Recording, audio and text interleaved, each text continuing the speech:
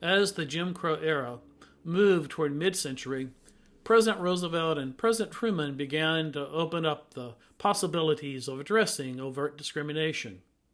In part, or entirety, this was due to the rise of strong voices from African American leaders. Throughout this period, African Americans were increasingly educated and committed to their own self-determination.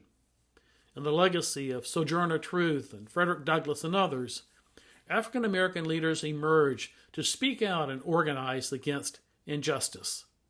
In 1905, the Niagara Movement was organized by W.E.B. Du Bois and William Monroe Trotter. You can see them seated in the front with the other people of the Niagara Movement, Du Bois on the right, Trotter on the left. In 1908, there was a race riot in Springfield, Illinois, and it led African American leaders and their white allies to come together to create a stronger organizational presence to fight that violence. There actually were 53 white allies and 7 African Americans initially to form in 1909 the NAACP. Offices of the NAACP were opened in New York City in 1910.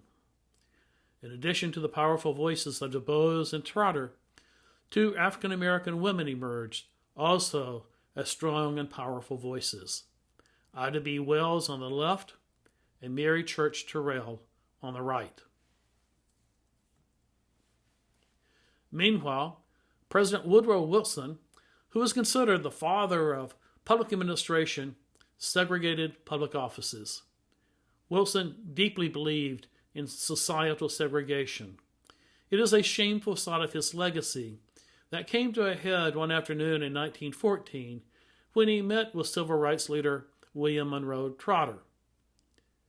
In the Oval Office, Wilson became indignant and essentially threw Trotter out. He said to the civil rights leaders, quote, "Segregation is not humiliating, but a benefit. And it ought to be regarded so by you gentlemen. If your organization goes out and tells the colored people of this country that it is a humiliation, they will so regard it. But if you do not tell them so and regard it rather as a benefit, they will regard it the same. The only harm that will come will be if you cause them to think it's a humiliation."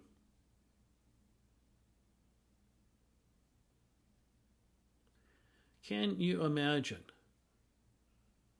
what Woodrow Wilson would have felt if he was on the other side of that segregation equation?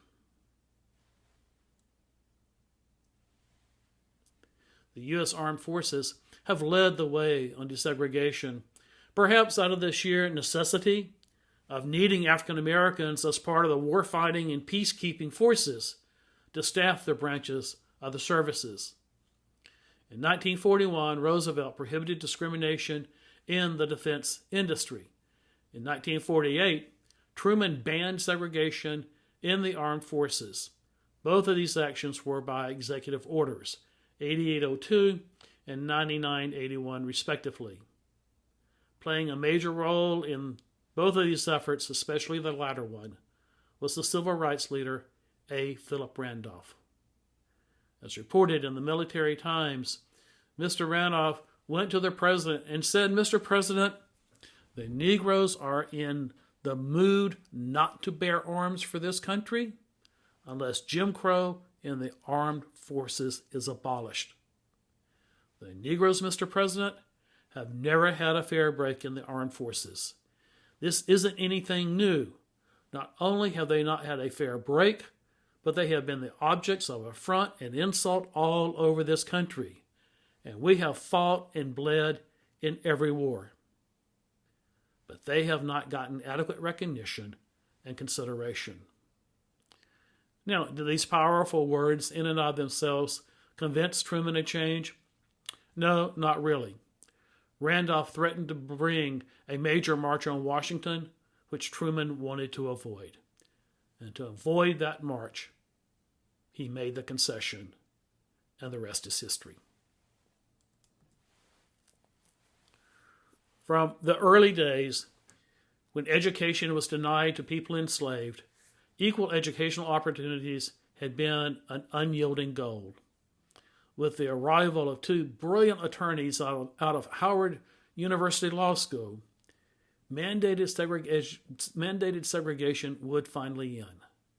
Their strategy began with professional postgraduate education. In 1939, Lloyd Gaines, an African American, graduated from a black college, Lincoln University in Missouri. Missouri did not have a black law school, and so Gaines applied to the University of Missouri and was denied. Missouri offered to pay his tuition at a law school in an adjacent state, but the court ruled that denial of admission to Gaines was a violation of the 14th Amendment. Plessy begins to crumble. In 1940, A.D. Lewis Spiel Fisher applied to Oklahoma Law School and was denied admission. The state law was invalidated. 1950, him and Miriam Sweat applied for admission to the University of Texas Law School and was denied, and it was overturned. And in 1950, doctoral candidate George McLaurin, possessing a master's degree, was admitted to the graduate school of the state-supported University of Oklahoma as a candidate for a doctorate in education. But under the segregation regulations, he was not permitted to use the same classroom, library, and cafeteria as the white students. It was still segregated education. McLaurin filed a complaint, and the Supreme Court ruled that he had to be treated the same as other students. Precedent had been set in education. The cases related to postgraduate education were essential to taking on the really big case, K-12 education. Known as Brown versus Board of Education, this is actually 5 different cases that were consolidated, including one from Prince Edward County, Virginia. There were actually 2 Brown decisions. The first ended segregation, and Brown 2 began to address, somewhat ambiguously, how to implement the first decision. As with other major changes in public policy, hearts, minds, and practices did not change overnight. Instead, there were decades of continuing battles to achieve equal educational opportunity. Stop for a moment, though. Reflect on the faces of the children of the Brown cases. Imagine being in their shoes. Could you do what they did?